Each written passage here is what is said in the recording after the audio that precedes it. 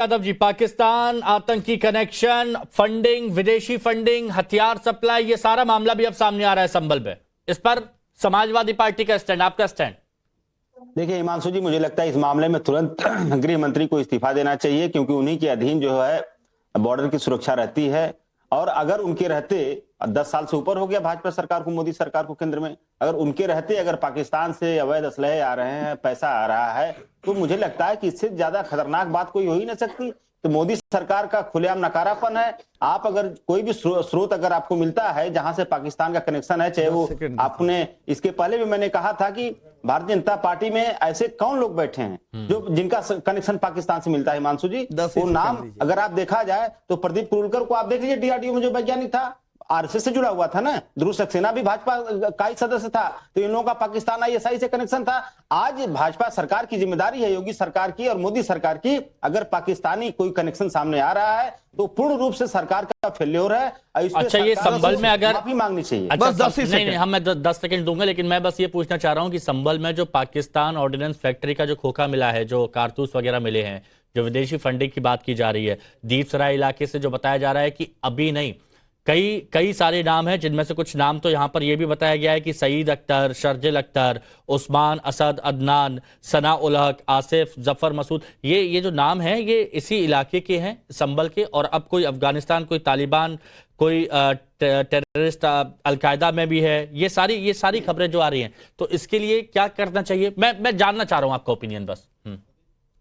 हिमांशु जी, मैंने तो इसके पहले भी कहा कि अगर इस तरह का कोई चीज वहां पे पकड़ में आ रही है तो ये सीधे सीधे होम मिनिस्ट्री का मामला है। ओके, ये सीधे होम मिनिस्ट्री का, ठीक है। नहीं, मैंने आपका स्टैंड समझ लिया, सपा का स्टैंड समझ लिया। 10 सेकंड का जवाब, फिर आगे बढ़ता हूं। 10 सेकंड की मैंने इसीलिए जिक्र किया था 2005 का, चूंकि समाजवादी पार्टी खुद ही इसमें कूद गए, एक पक्ष बन गई, इसलिए बताना चाहता हूं कि 2005 में आदरणीय स्वर्गीय मुलायम सिंह जी मुख्यमंत्री थे और केंद्र में इनकी सहयोगी की सरकार थी। 2005 में संभल में 2 लड़के ऐसे पाए जाते हैं जो 1998 से गायब थे और अलकायदा के प्रमुख बन गए थे। जब मुलायम सिंह जी से पूछा गया, पोस्टर लगाया गया, मुलायम सिंह जी ने सहयोग करने से मना कर दिया। क्यों? क्योंकि उनको वोट से डर लग रहा था। और अशोक जी का जो सवाल है, भारतीय जनता पार्टी, ये भारतीय जनता पार्टी की ही सरकार है कि वहां पे बरामदगी हो रही है और वहां पे गिरफ्तारियां भी हो रही हैं। नहीं तो अभी देखिए, मैं वही का फेलोर तो आपके समय में था, फेलोर आपके समय में था कि 2005 में जब पूछा गया तो मुलायम सिंह जी छोड़ने का कार्य किया। हमारी सरकार में ऐसे लोगों को गिरफ्तार किया जाता है। आप बताइए,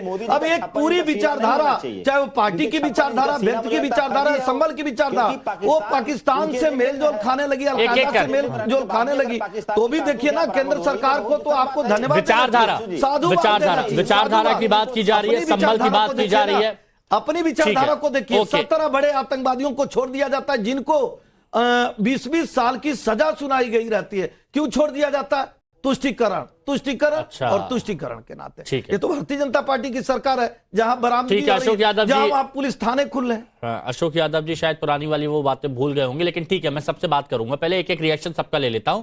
सैयद जवाद भाई, ये जो मामला सामने आया है अब क्योंकि ये कारतूस मिले हैं और वो हम दर्शकों को दिखा भी रहे हैं, उस पर बकायदा मेंशन है, बकायदा दिया गया है उसमें नाम। तो इसको आप किस नजरिए से देखते हैं और इसको कैसे, इससे सैयद जवाद भाई के साथ लगता है कहीं कोई दिक्कत होगी? दोबारा से फिर जोड़ेंगे। दानिश जी, यही सवाल मेरा आपसे है, आप भी राजनीतिक विश्लेषक है, मैं आपका इसमें पॉइंट ऑफ व्यू जानना चाहता हूं कि इस मामले पर विशेष तौर पर क्या ध्यान देने की जरूरत है, क्योंकि बेहद गंभीर है ये मामला। देखिए, 2 चीजें निकल के आती हैं। सबसे पहले तो मैं पहले दिन से कहता आ रहा हूं कि सबसे पहला तफ्तीश जो है विष्णु शंकर जैन की होनी चाहिए, जिसने देश में अराजकता फैलाने का जिम्मा ले रखा है। ये आप अलग एंगल पे आ गए, जिम्मेदारी से करूंगा, ये आप अलग एंगल पे आ गए। कंटिन्यू करूंगा। मैं आपने तफ्तीश की बात की तो मैं तफ्तीश पे तो वहीं से शुरू करूंगा ना, क्योंकि सारा मामला तो वहीं से शुरू हुआ। अदालत में विष्णु शंकर जैन ने याचिका डाली, उसके बाद से तो हुआ है ना। तो मतलब अगर कोई भी याचिका डालेगा, तो वो कोई भी याचिका अगर डालेगा कोर्ट में अगर याचिका डालेगा तो वो अराजकता फैलाएगा। हाँ बिल्कुल, दो धर्मों के दानिश जी, बात कर रहे हैं। ये तो संवैधानिक हक है याचिका का ना। आपने भी कभी ना कभी कोई याचिका डाली होगी, तो क्या दिक्कत है इसमें? हाँ बिल्कुल, याचिकाओं से दिक्कत नहीं है, लेकिन जब आप प्रशासन के घेरे में जब आप जाते हैं और उसके बाद धार्मिक उन्माद के नारे लगाते हैं, उसके बाद जो अराजकता फैलती है जिसमें 5 नागरिक देश के शहीद हो जाते हैं, ये गैर जिम्मेदार। 5 नागरिक देश के शहीद हो जाते हैं, मैं उन्हें शहीद नहीं मानूंगा। कैसी बात है, आप कह रहे हैं शहीद हो जाते हैं? अच्छा सुनिए, नहीं, आप अपनी तरफ से आपके लिए शहादत क्या है? शहादत क्या है आपके लिए, बताइए। शहादत क्या है? सुनिए, मैं आपको बताऊं शहादत क्या है, पहले ये बताइए। फिर आपको सुनिए, मैं जवाब दे रहा हूं उसका, मैं जवाब ही दे रहा हूं, जवाब सुन लीजिए। तो फिर आपको उन आतंकवादियों को भी आतंकवादी कहना पड़ेगा जिन्होंने बाबरी मस्जिद ढाई, जिनको सुप्रीम कोर्ट अच्छा कि मस्जिद गैर कानूनी तरीके से अच्छा, आप आतंकवाद को कहां से जोड़ रहे हैं? आप बोलिए, आप आतंकवाद को कहां से जोड़ रहे हैं? आप इनको जो पत्थर चला रहे हैं, कट्टे चला रहे हैं, शहीद बोल रहे हैं उनको आप ये बताइए। अरे आपको बताया क्या उन्होंने? नहीं तो आपको पता है, किसने बताया? आपको पता है वो शहीद है? नहीं, आपने फैसला सुना दिया। आप कोर्ट है, आप कोर्ट है, नहीं तो आप कोर्ट है। मैंने बताया ना आपको, मैंने बाबरी मस्जिद का बताया कि बाबा साहब ने सुप्रीम कोर्ट ने कहा, तो वो आतंकवादी है या नहीं, ये बताइए। नहीं, मैं वही कह रहा हूं, आप कोर्ट है, आप फैसला सुना देंगे कि वहां पर अगर दंगाइयों को गोली लगी तो वो शहीद है वो अपनी तरफ से, अपना राग। सुनिए, संभल का फैसला बाकी है और बाबरी मस्जिद का फैसला आ गया। अब वो क्या है आप बताइए मुझे। नहीं, मैं देखिए मुद्दा कितना बखूबी आपने चेंज किया, मुद्दा बखूबी कितना चेंज किया।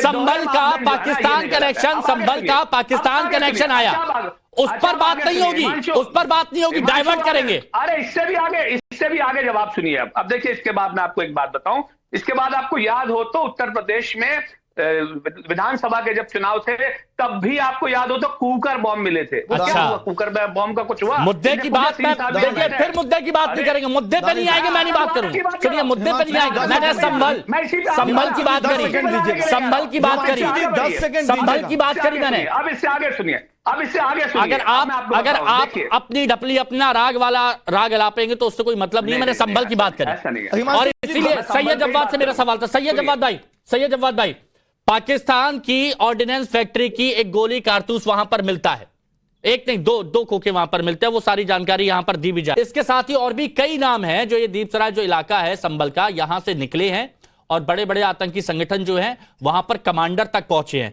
और यहीं का शारिक सथा जो फंडिंग का मामला है, जो दाऊद का बहुत खास कहा जाता है, जो खुफिया सूत्रों से जो खबर मिली है वो भी यहीं का था। अब इस एंगल से मैं जानना चाहता हूं कि आपका पॉइंट ऑफ व्यू क्या है, इस मामले पर सरकार को क्या करना चाहिए? जी, बहुत बहुत शुक्रिया हिमांशु भाई, आपका वक्त देने के लिए। आपको और आपके सभी दर्शकों को मेरा जय हिंद, जय संविधान। आपको देखिए, आपने बहुत अच्छी आज बात करी। फंडिंग की, विदेशी फंडिंग की भी बात आ गई, आतंकवाद की बात आ गई, पाकिस्तान की बात आ गई, और मैं तो इंतजार ही कर रहा था कि ये कब एंगल जो है आएगा। चलिए, बहरहाल आ गया। लेकिन हिमांशु भाई, आपको याद होगा 2016 के अंदर नोटबंदी करके आतंकवाद की तो कमर टूट गई थी, खत्म हो गया था आतंकवाद। विदेशी फंडिंग भी रुक गई थी क्योंकि छिपी तो मिली थी। 2000 के नोट जो चल रहे थे वो भी बंद करवा दिए। ये हैरत की बात है कि अब ये कहां से जो है विदेशी फंडिंग आ जाती है, क्योंकि आपको पता होगा पूरी कैंपेन यही थी कि आतंकवाद पे चोट हो गई। अच्छा, दूसरी सुनिए, अब पाकिस्तान की तो सुनिए। तो अब पाकिस्तान के अंदर क्या था कि कुछ लोग बगैर क्लियरेंस लिए पाकिस्तान उतर गए, नवाज शरीफ के यहाँ।